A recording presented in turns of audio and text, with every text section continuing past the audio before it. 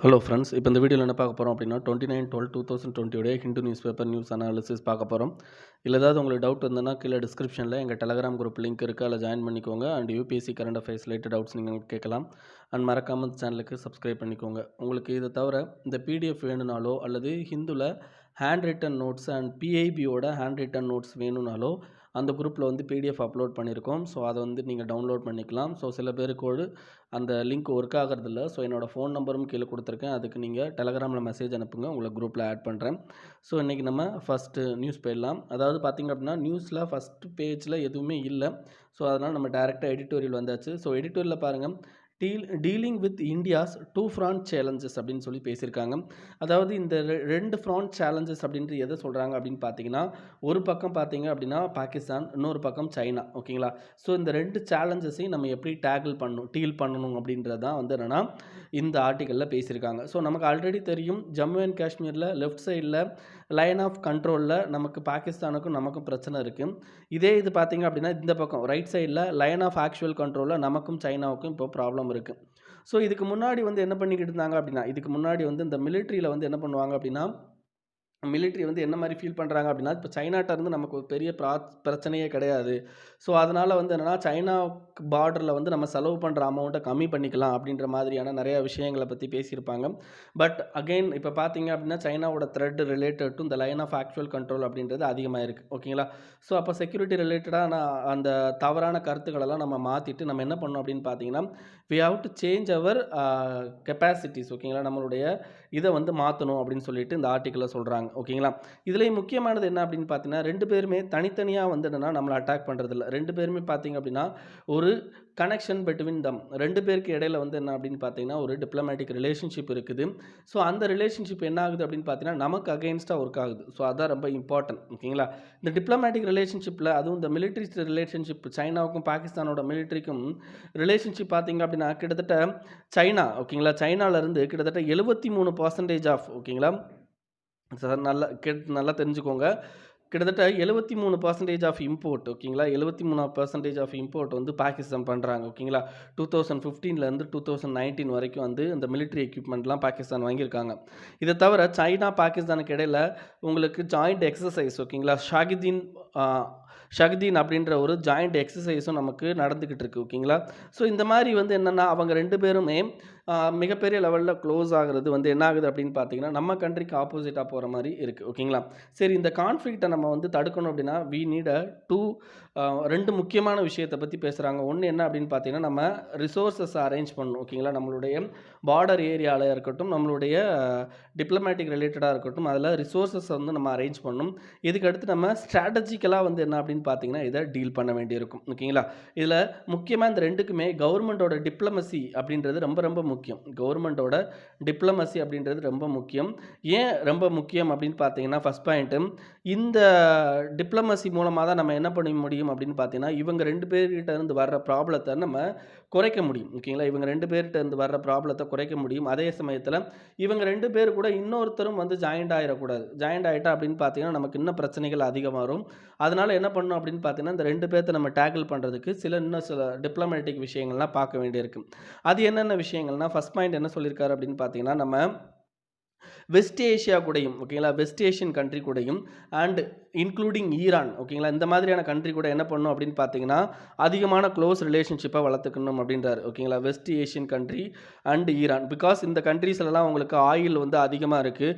So அதனால் என்ன பண்ணிக்கலாம் அப்படின்னு பார்த்தீங்கன்னா, நம்மளுடைய ஆயில் ரிசோர்ஸஸை இன்க்ரீஸ் பண்ணுறதுக்கும், அதில் வந்து டிப்ளமேட்டிக்கலாக வந்து க்ளோஸ் ஆகிறதுக்கும் அண்ட் இவங்க வந்து பாகிஸ்தான், சைனா கூட போய் சேராமல் இருக்கிறதுக்கும் நமக்கு இந்த க்ளோஸ் ரிலேஷன்ஷிப் யூஸ் ஆகும் அப்படின்றாங்க. Next, increase maritime cooperation. இப்போ இந்தியாவோட இது பார்த்தீங்க அப்படின்னா, நமக்கு இந்தியன் ஓஷன் அப்படின்ற பெரிய கண்ட்ரி இருக்குது. அப்போ இந்த இந்தியன் ஓஷனில் பார்டர் ஷேர் பண்ணுற கண்ட்ரி கூட நம்ம என்ன பண்ணணும் அப்படின்னு பார்த்தீங்கன்னா, இன்னும் அதிகமான ரிலேஷன்ஷிப்பை வந்து இன்க்ரீஸ் பண்ணிக்கணும். ஸோ அப்படி இன்க்ரீஸ் பண்ணும்போது தான் என்ன ஆகும் அப்படின்னா, சைனாவோட இன்கர்ஷன் அந்த ஏரியாவில் இருந்துச்சு அப்படின்னா அவங்களும் வந்து என்னன்னா நமக்கு சப்போர்ட்டிவாக இருப்பாங்க. தேர்ட் வந்து என்ன அப்படின்னு பார்த்தீங்கன்னா, இந்தியா வந்து கண்டிப்பாக இப்போ வந்து என்ன பண்ணுறாங்க அப்படின்னு பார்த்தீங்கன்னா, அமெரிக்கா கூட க்ளோஸ் ஆகுறேன் அப்படின்ற பேரில் ரஷ்யா கூட இருக்கிற க்ளோஸ்னஸ் அப்படின்றது கட் ஆகிக்கிட்டே போகுது. அதேமாதிரி இந்த குவாட் அப்படின்ற சில முக்கியமான கொள்கை முடிவுகள் ஓகேங்களா, இது மூலமாக என்ன ஆகுது அப்படின்னு பார்த்தீங்கன்னா, நமக்கும் ரஷ்யாவுக்குமான பிரச்சனைகள் அதிகமாகிட்ட பிரச்சனை இந்த சென்ஸ் நமக்கும் அவங்களுக்குமான பிரிவினை வந்து அதிகமாகிட்டே போகுது. இதில் என்ன சொல்கிறாங்க அப்படின்னா, கண்டிப்பாக அந்த பிரிவினையை சரி பண்ணி நம்ம என்ன பண்ணணும் அப்படின்னா, க்ளோஸ் ரிலேஷன்ஷிப்பை அகைன் மெயின்டைன் பண்ணணும் அப்படின்றாங்க. இதுக்கு அடுத்த பாயிண்ட் என்ன, இண்டோ பசிபிக்கோட ரிலேஷன்ஷிப் ஓகேங்களா. இண்டோ பசிபிக்கில் இந்தியன் ஓஷன் அண்ட் பசிபிக் ஓஷனோட இருக்கிற கண்ட்ரிஸோடைய ரிலேஷன்ஷிப்பை நம்ம என்ன பண்ணணும் அப்படின்னா, இன்னமும் என்ஹான்ஸ் பண்ணணும் அப்படின்னு சொல்லியிருக்காங்க. இதை தவிர என்ன அப்படின்னு பார்த்தீங்கன்னா, காஷ்மீர் சிட்டிசன்ஸை நம்ம என்ன பண்ணணும் அப்படின்னா பாசிஃபை பண்ணணும். காஷ்மீர் சிட்டிசன்ஸ் வந்து என்ன பண்ணுவாங்க அப்படின்னு பார்த்தீங்கன்னா, இப்போ நிறையா வந்து டெரரிசம் ஆக்டிவிட்டீஸ் நடக்கிறதுக்கு அங்கே இருக்கிற மக்களும் சில பேர் துணை போகிறாங்க ஓகேங்களா. ஸோ அப்போ அதெல்லாம் நம்ம தடுக்கணும் அப்படின்னா, அங்கே இருக்கிற சிட்டிசன்ஸை வந்து என்ன பண்ணணும் அப்படின்னு பார்த்தீங்கன்னா, நம்ம ஆசுவாசப்படுத்தணும் ஓகேங்களா. ஸோ இந்த மாதிரியான விஷயங்கள் எல்லாம் கவர்மெண்ட் பண்ணும்போது ஆட்டோமேட்டிக்காக இந்த 2 ஃப்ரண்ட்டில் இருந்து வர சேலஞ்சஸை வந்து எஃபெக்டிவாக தடுக்க முடியும் அப்படின்னு சொல்லியிருக்காங்க. ஸோ இது உங்களுக்கு பேப்பர் 2ல் relationship India and international relationship அந்த மாதிரியான விஷயங்கள்லாம் யூஸ்ஃபுல்லாக இருக்கும். Next reforms with the future and farming needs in mind அப்படின்னு சொல்லியிருக்காங்க. அதாவது இந்த பர்டிகுலர் ஆர்டிக்கலை பொறுத்த வரைக்கும் இந்த ஆத்தர் என்ன சொல்லியிருக்காரு அப்படின்னு பார்த்தீங்கன்னா, இப்போ இருக்கிற ஃபார்மர்ஸ் ஆக்டை பற்றி எந்த விதமான பெரிய லெவலில் குறையும் எதுவும் சொல்லலை. இவர் வந்து என்னென்னா, எதுக்காண்டி இந்த ரிஃபார்ம்லாம் தேவை ஓகேங்களா, எதுக்காண்டி இந்த ரிஃபார்ம்ஸ் தேவை, பட் இந்த ரிஃபார்ம்ஸ் என்ன அப்படின்னு பார்த்தீங்கன்னா ரைட்டான வேலை இருக்கணும் ஓகேங்களா. இப்போ கொண்டு வந்திருக்கிற ஆக்டையை நம்ம ரைட் ஸ்பிரிட்டோட இம்ப்ளிமெண்ட் பண்ணணும் அப்படின்னா நமக்கு வந்து என்ன அப்படின்னு பார்த்தீங்கன்னா, அக்ரிகல்ச்சரில் இருக்கிற ப்ராப்ளத்தெல்லாம் என்ன பண்ண முடியும், நம்ம சரி பண்ண முடியும். அக்ரிகல்ச்சர் ட்ரேடிங்கில் இருக்கிற எல்லா பிரச்சனைகளையும் நம்ம சரி பண்ண முடியும் அப்படின்றது தான் அவருடைய எண்ணம். ஸோ இப்போ இருக்கிற ஆக்டை பற்றி அவர் பேசலை, பட் இப்போ இருக்க ஆக்டு ஸ்பிரிட்டாக ஓகேங்களா, ரைட்ஃபுல் ஸ்பிரிட்டாக வந்து என்ன பண்ணணும் அப்படின்னு பார்த்தீங்கன்னா இம்ப்ளிமெண்ட் பண்ணணும் அப்படின்னு சொல்கிறாரு ஓகேங்களா. ஸோ இதுக்கு என்ன பண்ணுறாரு அப்படின்னு பார்த்தீங்கன்னா, எதுக்காண்டி இந்த ரிஃபார்ம்லாம் தேவை, ஏன்னா இப்போ ரிஃபார்ம் அப்படின்ற பேரில் தான் நம்ம கவர்மெண்ட் வந்து என்ன பண்ணிட்டு இருக்காங்க அப்படின்னு பார்த்தீங்கன்னா, இந்த பர்டிகுலர் விஷயத்தெல்லாம் கொண்டு வந்துக்கிட்டு இருக்காங்க. அப்போ ரிஃபார்ம் எதுக்கு தேவை அப்படின்றத நம்ம கண்டுபிடிக்கணும் ஓகேங்களா. என்னென்ன பாயிண்ட்னு இவர் சொல்கிறாரு நான் சொல்கிறேன். ஃபஸ்ட்டு ரிஃபார்ம் என்ன அப்படின்னு பார்த்தீங்கன்னா, அக்ரிகல்ச்சருடைய இன்கம் ஓகேங்களா. எதுக்காண்டி இந்த 3 லாவையும் கொண்டு வந்தாங்க அப்படின்னா, கவர்மெண்ட்டு நாங்கள் அக்ரிகல்ச்சர் இன்கம்மை வந்து டபுள் பண்ணணும் அப்படின்னு சொல்லி. சரி, அக்ரிகல்ச்சர் இன்கம் எதுக்கு தாண்டி டபுள் பண்ணணும் அப்படின்னா, அக்ரிகல்ச்சர் இன்கமுக்கும் அக்ரிகல்ச்சர் அல்லாத ஜாப் இந்த ஐடி மேனுஃபேக்சரிங் இந்த மாதிரியான ஜாபுக்கும் 2 பேருக்கும் பார்த்தீங்க அப்படின்னா உங்களுக்கு என்னது இன்கம் ஓகேங்களா, இன்கம் டிஸ்டன்ஸ் ஓகேங்களா. இன்கம் டிஸ்டன்ஸ் எவ்வளோ இருக்குது அப்படின்னா 1993லேருந்து 94 இந்த வருஷத்தில் இன்கம் டிஸ்டன்ஸ் எவ்வளோ இருந்தது அப்படின்னா கிட்டத்தட்ட 25,398 ரூபா இருந்துச்சு. 25,398 இருந்துச்சு. இப்போ கிட்டத்தட்ட 1.42 லட்சம் ஆயிடுச்சு ஓகேங்களா. 1.42 லட்சம் அளவுக்கு இந்த 2011-12 ஆயிருக்கு ஓகேங்களா. அப்போ என்ன ஆகுது அப்படின்னு பார்த்தீங்கன்னா, இந்த 2011-12 1.42 லேக் வந்து இந்த இன்கம் கேப்பு அக்ரிகல்ச்சரில் வாங்குறவனை விட நான் அக்ரிகல்ச்சரில் வாங்குறவன் சம்பளம் அவ்வளோ அதிகமாக இருக்கான் ஓகேங்களா. இதை தவிர நிறைய அக்ரேரியன் டிஸ்ட்ரெஸ் ஓகேங்களா, அக்ரேரியன் இதில் எக்கனாமிக்கல் டிஸ்ட்ரெஸ் பொலிட்டிக்கல் டிஸ்ட்ரெஸ்ஸும் வருது. இதை தவிர பார்த்தீங்கன்னா கிளைமேட்டிக்கல் டிஸ்ட்ரெஸ் ஓகேங்களா, இது எல்லாமே வருது. அப்போ அதெல்லாம் நம்ம டேக்கிள் பண்ணணும், கண்டிப்பாக அதுக்கு ரிஃபார்ம் தேவைப்படுது அப்படின்னு சொல்கிறாங்க. இதை தவிர நம்ம ஆல்ரெடி வந்து என்ன அப்படின்னு பார்த்தீங்கன்னா, ஸ்டாக்கில் வந்து ரொம்ப எக்ஸஸாக தான் வச்சுருக்கோம். எக்ஸஸ் ஸ்டாக் தான் வச்சுருக்கோம். அப்போ எக்ஸஸ் ஸ்டாக் நம்ம வச்சுக்கிட்டே இருந்தோன்னா அது வேஸ்ட்டாக தான் போகும். அப்போ அதை ட்ரேடிங்கில் கொண்டு வரணும். அதுக்கெல்லாம் இந்த ரிஃபார்ம் முக்கியம் தான் ஓகேங்களா. இப்போ எக்ஸஸ் ஸ்டாக்னு பார்த்தீங்கன்னா கிட்டத்தட்ட சுகர் மட்டுமே 60 லட்சம் டன் வந்து நம்ம எக்ஸஸாக வச்சுருக்கோம். அதே மாதிரி 72 மில்லியன் டன் பஃபர் ஸ்டாக்கே என்ன வச்சுருக்கோம் அப்படின்னா கோதுமையும் ரைஸும் வச்சுருக்கோம். அப்போ இதெல்லாம் இவ்வளோ அதிகமாக வச்சுருக்கும் போது ஆட்டோமேட்டிக்காக என்ன ஆகும் அப்படின்னா இதெல்லாம் வேஸ்டேஜ் ஆகிறதுக்கு வாய்ப்பு இருக்குது ஓகேங்களா. ஸோ இதை தவிர இந்தியாவோட அக்ரிகல்ச்சர் எக்ஸ்போர்ட் ரொம்ப ரொம்ப கம்மி. இவ்வளோ பஃபர் ஸ்டாக் இருந்தும் நம்ம வந்து அக்ரிகல்ச்சர் எக்ஸ்போர்ட் ரொம்ப ரொம்ப கம்மி. ஆனால் இம்போர்ட் வந்து அதிகமாக பண்ணுறோம். ஏன்னா வெளிநாட்டிலேருந்து வர்ற ப்ராடக்ட் அந்த அக்ரிகல்ச்சர் ப்ராடக்ட் இருக்குது பார்த்தீங்களா, அதோட ரேட்டு கம்மி. ஸோ அப்போ அதனால் வந்து என்னென்னா அதை நம்ம அதிகமாக பர்ச்சேஸ் பண்ணுறதுக்கான விஷயங்களை பார்த்துக்கிட்டு இருக்கோம். இதை தவிர ரூரலில் இருக்கிற யூத் இருக்காங்க பார்த்தீங்களா, அவங்க அவுட் சைட் த அக்ரிகல்ச்சர் அக்ரிகல்ச்சரை விட்டுட்டு மற்ற வேலைகளுக்கு போக ஆரம்பிச்சிட்டாங்க. இது மிகப்பெரிய ப்ராப்ளம். இதுக்கடுத்து பார்த்தீங்க அப்படின்னா மார்க்கெட் ஃபெயிலியர் ஓகேங்களா. மார்க்கெட் ஃபெயிலியர் அப்படின்னா என்ன அர்த்தம் அப்படின்னா நிறைய மார்க்கெட் ஃபெயிலியர் விச் மீன்ஸ் வந்து அதாவது இவங்களுக்கு என்ன பொருள் எவ்வளோ தயாரிக்காங்களோ அதுக்கு ஏற்ற மாதிரி அவங்களுக்கு வந்து காசு கிடைக்கிறதில்ல. ஸோ இதெல்லாம் பண்ண முடியாதனால, இதெல்லாம் கிடைக்காதனால மார்க்கெட் ஃபெயிலியர் ஆகுறதுனால, இவங்க அதிகப்படியாக யாரை நம்பி இருக்க வேண்டியிருக்கு அப்படின்னா, கவர்மெண்ட்டை நம்பி இருக்க வேண்டியிருக்கு. அப்போ கவர்மெண்ட் என்ன பண்ணணும் அப்படின்னா, சப்சிடிஸ் கொடுக்கணும், எம்எஸ்பி கொடுக்கணும், இது எல்லாமே கொடுக்கணும். அப்படி கொடுக்கும்போது ஆட்டோமேட்டிக்காக கவர்மெண்ட்டோட ஃபிஸ்கல் கெப்பாசிட்டி வந்து என்னன்னா பாதிக்கப்படும். கவர்மெண்ட்டுடைய ஃபிஸ்கல் டெபாசிட்டும் பாதிக்கப்படும். சரி, இவ்வளோ ஃபிஸ்கல் இதுவும் பாதிக்கப்படும். சரி, இவ்வளோ பண்ணுறாங்க, இவ்வளோ பண்ணியும் அதில் ஜிடிபி அதிகமாக கிடைக்குதானா? Only 9% of the revenue GDP தான் நமக்கு கிடைக்குது அப்படின்றாங்க. ஓகேங்களா? இதை தவிர எம்எஸ்பியை பொறுத்த வரைக்கும் வீட்டுக்கும் ரைஸுக்கும் மட்டும்தான் ஓரளவுக்கு எம்எஸ்பியை விட அதிகமான ரேட்டு கொடுத்து அந்த பொருட்கள் வாங்கப்படுது. பட் மற்ற எந்த ஐட்டத்தையும் வந்து என்னன்னா அந்த மாதிரி வாங்குறது கிடையாது. அப்போ என்ன சொல்கிறாரு அப்படின்னா, இதெல்லாமே வந்து என்ன அப்படின்னு பார்த்தீங்கன்னா, நம்ம இந்த ரிலேட்டட் அக்ரிகல்ச்சர் ட்ரேடிங்கில் இருக்கிற பிரச்சனைகள். ஓகேங்களா? அப்போ இதெல்லாம் நம்ம சரி கொண்டு வரணும் அப்படின்னா, நமக்கு வந்து என்ன அப்படின்னு பார்த்தீங்கன்னா, சில ரிஃபார்ம்ஸ் தேவைப்படுது. அந்த ரிஃபார்மை நம்ம எஃபெக்டிவாக இம்ப்ளிமெண்ட் பண்ணணும் அப்படின்றது தான். ஸோ இது வந்து பேப்பர் 3ல் உங்களுக்கு வரும். நெக்ஸ்ட் என்ன அப்படின்னு பார்த்தீங்கன்னா, வார் அண்ட் வேர்ட்ஸ். இது வந்து என்ன அப்படின்னு பார்த்தீங்கன்னா, ஆப்கானிஸ்தானில் தாலிபானுக்கும் அமெரிக்கா அண்ட் தாலிபானுக்கும் ஆப்கானிஸ்தான் கவர்மெண்ட்டுக்கும் இடையில நடக்கிற பீஸ் ஸ்டாக், அதாவது அமைதி பேச்சுவார்த்தை. ஓகேங்களா? அந்த அமைதி பேச்சுவார்த்தை நடந்துக்கிட்டு இருக்கு. பட் இருந்தாலும் இந்த 2020ல் இருக்கிறதுலே அதிகமான கான்ஃப்ளிக்ட். ஓகேங்களா? இது வரைக்கும் ஆப்கானிஸ்தானில் உள்ள தாலிபான் ஆப்கானிஸ்தான் கூட கவர்மெண்ட்டோட சண்டை போட்டு அந்த அளவு இருக்கும் பார்த்தீங்களா, அந்த எண்ணிக்கை நம்பர் ஆஃப் ஃபைட் அப்படின்னு சொல்லிட்டு, அது வந்து என்னென்னா இப்போ ரொம்ப அதிகமாகிடுச்சு. ஈவன் வந்து என்ன அப்படின்னு பார்த்தீங்கன்னா, போன வருஷம் அமெரிக்காவும் தாலிபானும் என்ன பண்ணிக்கிட்டாங்க அப்படின்னா, ஒரு அமைதி பேச்சுவார்த்தைக்கான ஒப்பந்தம் வந்து சைன் பண்ணிக்கிட்டாங்க. அந்த ஒப்பந்தத்தைப்படி நாங்கள் வந்து இந்த மாதிரியான வயலன்ஸ் விஷயத்தில் ஈடுபட மாட்டோம். அதை தவிர என்ன அப்படின்னு பார்த்தீங்கன்னா, அமெரிக்கன் ட்ரூப்ஸை வந்து நீங்கள் வாங்கிக்கணும், திருப்பி ஆப்கானிஸ்தான்லேருந்து வெளியே எடுத்துக்கணும் அப்படின்ற விஷயத்தெல்லாம் வந்து என்னென்னா சொல்லியிருப்பாங்க. பட் இருந்தாலும் வந்து என்ன ஆகுது அப்படின்னு பார்த்தீங்கன்னா, இதனுடைய இந்த ப்ராப்ளம் அப்படின்றது அதிகமாகிட்டே போகுது. சீஸ்ஃபயர் வயலேஷன் நடந்துக்கிட்டே இருக்குது. அப்போ இதுக்கு வந்து என்னென்னா எஃபெக்டிவான அந்த பாலிசி அப்படின்றது இன்னும் கிரியேட் பண்ணலை. ஓகேங்களா? அந்த பீஸ் ப்ராசஸை எஃபெக்டிவாக கொண்டு வரல. ஸோ அதுக்கான வேலைகள் பார்க்கணும் அப்படின்றது தான் இந்த ஆர்டிக்கலில் சொல்லியிருக்கு. ஸோ இதில் வந்து என்ன அப்படின்னு பார்த்தீங்கன்னா, இது வந்து 2 மற்ற இதுக்கு பற்றி பேசுகிறாங்க. இப்போ என்ன பண்ணணும் அப்படின்னு பார்த்தீங்கன்னா, நீங்கள் இந்தியாவோட பார்ட்டிசிபேஷனை பற்றி நீங்கள் இதில் படிக்கணும். அவ்வளோதான். அதுதான் வந்து என்ன பேப்பர் 2ல் கேட்பாங்க. Next granting fail is the rule அப்படின்னு சொல்கிறாங்க. அதாவது பெயில் கொடுக்கறது அப்படின்றது, இப்போ ஒருத்தர் வந்து தண்டனைக்கு போகிறதுக்கு முன்னாடி, அதாவது தண்டனை கொடுக்கறதுக்கு முன்னாடி அவர் மேலே வந்து விசாரணை நடந்துக்கிட்டு இருக்கும். அந்த விசாரணை டைமில் அவருக்கு பெயில் கொடுப்பாங்க. ஓகேங்களா? ஈவன் தண்டனைக்கு அப்புறம் பெயில் கொடுப்பாங்க. பட் விசாரணைக்கு அப்புறம் கொடுக்குற பெயில் தான் ரொம்ப இம்பார்ட்டன்ட். ஏன்னா ஒருத்தர் வந்து கைதின்னு தெரியும், அதாவது அவர் தப்பு பண்ணாருன்னு தெரியறதுக்கு முன்னாடி அவரை தூக்கி ஜெயிலில் அடைப்பாங்க. ஸோ அப்போ கண்டிப்பாக அவருக்கு பெயில் கொடுக்குறது அப்படின்றது ரொம்ப ரொம்ப இம்பார்ட்டண்ட்டான விஷயம். ஸோ இந்த பெயில் கொடுக்குறதுல பெயிலோட ரிஃபார்ம் அப்படின்றது கண்டிப்பாக தேவை. ஏன்னா பெயில் இப்போ எதுக்காண்டி இதை பேசுகிறாங்கன்னா, இப்போ அர்னாப் கோஸ்வாமி பற்றி நமக்கு தெரியும். அவர் வந்து அப்ளை பண்ண ஒரே நாளில் என்ன இருக்கும் அப்படின்னா, சுப்ரீம் கோர்ட்டில் அவருக்கு வந்து தீர்ப்பை கொடுத்து அவரை வந்து வெளியவும் அனுப்பியிருப்பாங்க. பட் இதே ப்ராப்ளம், இதை மாதிரியான நிறையா ப்ராப்ளத்தில் இன்ன வரைக்கும் கோர்ட்டில் வந்து என்னது கேசஸ் வந்து பெண்டிங்லேயே கிடந்துக்கிட்டு இருக்குது. இன்னும் வந்து பெயில் இதை வந்து இது பண்ணாமல், இந்த மாதிரி வந்து சில பர்சன்ஸுக்கு மட்டும் இந்த மாதிரி நடந்துருது, மற்றவங்களுக்குலாம் நடக்க மாட்டேங்குது. அப்போ கண்டிப்பாக இந்த பெயில் கொடுக்குறதுல ரிஃபார்ம் கொண்டு வரணும் அப்படின்றதான் இந்த ஆர்டிக்கலில் சொல்லியிருக்காங்க. ஏன் அப்படின்னு பார்த்தீங்கன்னா, மொத்தம் இந்த 2 ஃபேக்டர்ஸை பற்றி பேசுகிறாங்க. ஒன்று, நம்மளுடைய கிரிமினல் ஜஸ்டிஸ் சிஸ்டம் வந்து கொஞ்சம் இதாக தான் இருக்குது. அதாவது என்ன அப்படின்னு பார்த்தீங்கன்னா, அதில் இருக்கிற வழிமுறைகளாக இருக்கட்டும், அண்ட் சில பேருக்கு மட்டும் அது பாசிட்டிவாக நடக்கிறது. ஸோ இது எல்லாத்தையுமே வந்து நம்ம மாற்றி ஆகணும். நெக்ஸ்ட்டு ஜுடிஷியலுடைய டிஸ்கிரிஷ்னரி. ஏன்னா பெயில் கொடுக்குறதுல ஜுடிஷியரி, இப்போ நீங்கள் பெயில் கொடுக்குற அந்த படத்தை சீன்லாம் பார்த்துருப்போம். ஓகேவா?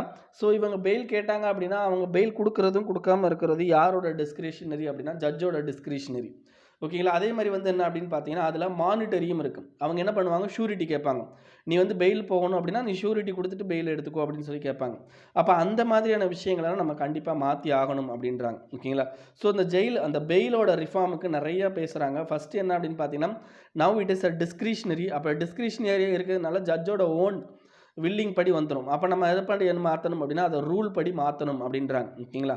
அதே மாதிரி இந்த சபார்டினேட் கோர்ட்ஸு என்ன பண்ணுறாங்க அப்படின்னு பார்த்தீங்கன்னா, நிறையா பெயிலை வந்து ரிஜெக்ட் பண்ணிடுறாங்க. அப்போ அவங்க பெயிலை ரிஜெக்ட் பண்ணோன்னே ஆட்டோமேட்டிக்காக இது அப்பீலுக்கு எங்கே போயிடுது அப்படின்னு பார்த்தீங்கன்னா, ஹைகோர்ட்டு அண்ட் சுப்ரீம் கோர்ட்டுக்கு போகுது. அப்போ ஏற்கனவே ஹைகோர்ட் அண்ட் சுப்ரீம் கோர்ட்டில் நிறையா வந்து என்ன அப்படின்னு பார்த்தீங்கன்னா, கான்ஸ்டியூஷனல் ரிலேட்டடான விஷயங்களை பார்த்துக்கிட்டு இருப்பாங்க. இந்த மாதிரி பெயில் விஷயங்கள் போயிட்டு என்ன ஆகிட்டு இருக்கும், அங்கே அக்குமுலேட் ஆகிக்கிட்டே இருக்கும். ஓகேங்களா? அப்போ என்ன ஆகுது அப்படின்னா, ஆட்டோமேட்டிக்காக நமக்கு பெரிய கேஸ் பெண்டிங் வந்து அதிகமாகிட்டே போதாங்க. இதை தவிர என்ன அப்படின்னு பார்த்தீங்கன்னா, அந்த பிரிசனில் ஓகேங்களா, ஜெயிலில் பார்த்தீங்க அப்படின்னா இந்த அண்டர் ட்ரையல் அப்படின்னா அந்த தீர்ப்பு கொடுக்கறதுக்கு முன்னாடி இன்வெஸ்டிகேஷன் நடந்துக்கிட்டு இருக்கும்போது ஜெயிலில் வச்சுருப்பாங்கல்ல. So they are called under trial. So அந்த அண்டர் ட்ரையலோடைய எண்ணிக்கை வந்து அதிகம் ஓகேங்களா. இப்போ நார்மலாக வந்து ஒருத்தர் வந்து தண்டனைக்கு உள்ளாகிற மனிதனை விட தண்டனைக்காக காத்துக்கிட்டு இருக்க மனிதர்கள் வந்து அந்த பிரிசனில் அதிகமாகிடுறாங்க ஓகேங்களா. அது தண்டனை இல்லாமல் ஈவன் அவர் விடுதலை கூட பண்ணப்படலாம். பட் என்னென்னா அவர் வந்து என்னென்னா அந்த ஜெயிலே இருக்க வேண்டியிருக்கு. இதை தவிர ஷூரிட்டி அமௌண்ட் ரொம்ப அதிகமாக கேட்குறாங்க. இப்போ ஒரு எக்ஸாம்பிளுக்கு என்ன சொல்லியிருக்காங்க அப்படின்னா, மத்திய பிரதேஷோட போபால் செஷன் கோர்ட் என்னென்னா ஒரு தீர்ப்பு கொடுத்துருக்கு. என்னென்னா ஒரு 14 வயசு பையன் 4 தடவை என்ன பண்ணியிருக்கான், திருடி இருக்கான் அண்ட் ஒரு ஹவுஸ் பிரேக்கிங் பண்ணியிருக்கான். ஸோ அதுக்கு 2 லட்ச ரூபா வரைக்கும் அவனுக்கு ஷூரிட்டி கேட்குறாங்க. அப்போ அந்த 2 லட்ச ரூபாய் அவனால் பே பண்ண முடியலாட்டி என்ன ஆகும் அப்படின்னா, அவன் ஆட்டோமேட்டிக்காக வந்து என்னன்னா உள்ளே தான் கிடக்கணும் ஓகேங்களா. ஈவன் இந்த COVID-19 பீரியடில் இன்னும் சில வித்தியாசமான விஷயங்கள் பண்ணுறாங்க. அந்த பர்டிகுலர் பர்சன்ட்ட வந்து என்ன பண்ணுறாங்க அப்படின்னா, நான் சைனீஸ் LED டிவியை வந்து அந்த ஹாஸ்பிட்டலில் போயிட்டு கவர்மெண்ட் ஹாஸ்பிட்டலில் போயிட்டு நீ ஃபிட் பண்ணு. அதே மாதிரி வந்து என்ன அப்படின்னு பார்த்தீங்கன்னா, COVID-19க்கு வாலண்டரி நீ வந்து என்ன பண்ணு, வாரியராக மாறு ஓகேங்களா. அல்லது COVID-19க்கு நீ என்ன பண்ணு அப்படின்னா மணி இது பண்ணு அப்படின்னு சொல்லி அவங்கள இந்த மாதிரியும் கொடுக்குறாங்க. அப்போ இதெல்லாம் வந்து என்ன டிஃப்ரெண்ட் லெவலில் வந்து என்ன அப்படின்னு பார்த்தீங்கன்னா இந்த மாதிரி ஷூரிட்டி அமௌண்ட் கேட்குறதும் நடந்துக்கிட்டு இருக்கு. ஸோ இப்படி நடக்கிறதுனால என்ன ஆகுதுன்னா, இடையில ஒருத்தர் மிடில் மேன் ஒருத்தர் வந்துருந்தார். இந்த ஷூரிட்டி வந்து அதிகமாக இருக்கும்போது ஒரு மிடில் மேன் இடையில வந்து அந்த ப்ராப்ளத்தை சால்வ் பண்ணுற மாதிரி அவர் நிறையா காசு பார்த்துட்டு போயிடுறாப்புல ஓகேங்களா. ஸோ இதெல்லாம் நம்ம மாற்றணும் அப்படின்றதான் இந்த ஆர்டிக்கலில். So we need a bail reform அப்படின்றதான் இந்த ஆர்டிக்கலோட இதுவும் பேப்பர் 2ல் வரும் ஓகேங்களா. Next Kerala governor gives NOD to convene assembly on December 31. இதை நம்ம ஆல்ரெடி பார்த்துட்டோம் இந்த ஆர்டிக்கிள். இதுக்கு முன்னாடியே பார்த்துட்டோம். கவர்னர் வந்து அசம்பிளி செஷனை வந்து எப்படி அசம்பிளி செஷனை எப்படி கூட்டணும். சம்மன் அப்படின்னா என்ன அர்த்தம் அப்படின்னா அசம்பிளி செஷனை கூட்டுறது. ரொரோக் அப்படின்னா அசம்பிளி செஷனை முடிச்சு வைக்கிறது. ஸோ இந்த அசம்பிளி செஷனை கூட்டுறது முடிச்சு வைக்கிறது ரெண்டுக்கும் வந்து யாருக்கு அதிகாரம் இருக்குது அப்படின்னா கவர்னருக்கு தான் அதிகாரம் இருக்குது ஆஸ் பர் ஆர்டிகல் 174. பட் இந்த அதிகாரம் அப்படின்றது டிஸ்கிரிஷனரியா, அதாவது அவரே தானாக முடிவெடுத்துக்கலாமானா கிடையாது. அவர் எந்த ஆர்டிக்கிளுக்கு கீழே இதை செயல்படணும் அப்படின்னா 163 ஆர்டிக்கிளுக்கு கீழே அவர் செயல்படணும். Which means aid and advice of the cabinet ministers ஓகேங்களா. ஸோ அப்போ எய்ட் அண்ட் அட்வைஸ் அவங்க கொடுத்துட்டாங்கன்னா அதை வந்து அவரால் வந்து என்னன்னா தடுக்க முடியுமா அப்படின்னா கேட்டால் தடுக்கக்கூடாது அப்படின்றது தான் ஓகேங்களா. பட் இதில் கவர்னர் வந்து ஒரு சில விஷயங்களை சொல்லியிருக்காரு. என்ன சொல்லியிருக்காங்க அப்படின்னு பார்த்தீங்கன்னா, அதாவது இப்போ நடக்கிற போகிற செஷன் ஓகேங்களா, இப்போ வந்து என்னென்னா அவங்க ஒரு ஸ்பெஷல் செஷன் நடத்த போகிறாங்க. இந்த ஃபார்மரோட பில்ஸ் இருக்குது பார்த்தீங்களா, அதுக்காண்டி ஒரு ஸ்பெஷல் செஷன் நடத்த போகிறாங்க. இந்த மாதிரி ஸ்பெஷல் செஷன் நடத்துறீங்க அப்படின்னா கண்டிப்பாக வந்து அதுக்கான ரீசன் வந்து நான் கேட்கறதுக்கான உரிமை இருக்குது. அண்ட் நீங்கள் வந்து எனக்கு 15 நாள் நோட்டீஸ் கொடுக்காம நீங்கள் இந்த மாதிரி பண்ணீங்க அப்படின்னா நான் வந்து கண்டிப்பாக வந்து அதை தடுக்கிறதுக்கும் எனக்கு உரிமை இருக்குது அப்படின்ற மாதிரி சொல்லியிருக்கார் ஓகேங்களா. ஸோ அதுக்கான நோட்ஸ் வந்து நான் அந்த PDF அந்த இதில் கொடுத்துருக்கேன் ஓகேங்களா, அதை பார்த்துக்கோங்க. மற்ற நோட்ஸ் வந்து இந்த இதில் இருக்கும் ஓகேங்களா. ஸோ இதுதாங்க. ஸோ இது வந்து என்ன அப்படின்னு பார்த்தீங்கன்னா உங்களுக்கு ப்ரிலிம்ஸ்க்கு ரொம்ப முக்கியம். நெக்ஸ்ட்டு அதே மாதிரி கவர்னர் இஷ்யூ பொறுத்த வரைக்கும் இது வந்து சென்டர் ஸ்டேட் ரிலேஷன்ஷிப்போ அல்லது கவர்னர் டிஸ்கிரிஷனரி பவர் ரிலேட்டடாக பேப்பர் 2லேயே கவர்னன்ஸ் பேப்பர்லேயே கேட்கலாம் ஓகேங்களா. Next centre trying to expand markets for farmers prime minister. So இதில் 2 ஸ்கீமை பற்றி பேசியிருக்காங்க. ஒன்று கிசான் ரயில், இன்னொன்று கிருஷி உதான் அப்படின்றது ஓகேங்களா.